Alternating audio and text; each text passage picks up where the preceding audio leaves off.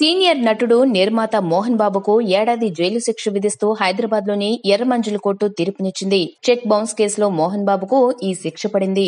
శిక్షతో పాటు 41.75 లక్షల జరిమానా కూడా కోర్టు విధించింది. 2010లో చెక్ బౌన్స్ కేసు వ్యవహారంలో నిర్మాత వైవీఎస్ చౌదరి కోర్టును ఆశ్రయించారు. ఈ కేసులో A1 గా లక్ష్మీ ప్రసన్న పిక్చర్, A2 గా మంచు మోహన్ బాబుగా కోర్టు తేల్చింది.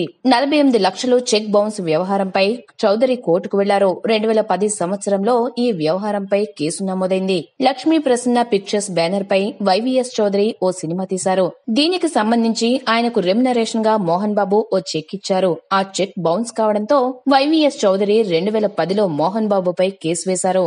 A1 గా లక్ష్మీ ప్రసన్న పిక్చర్స్ ను, మోహన్ బాబును A2 గా ఈ కేసులో చేర్చారు. సుమారు 9 ఏళ్లుగా ఎర్రమంజిల్ కోర్టులో దీనిపై వాదనలు కొనసాగుతున్నాయి. ఈ రోజు తుది వాదనలు విన్న న్యాయస్థానం మోహన్ బాబుకు ఏడాది జైలు శిక్ష విధించడంతో పాటు వైవీఎస్ చౌదరికి 41.75 లక్షలు చెల్లించాలని ఆదేశించింది.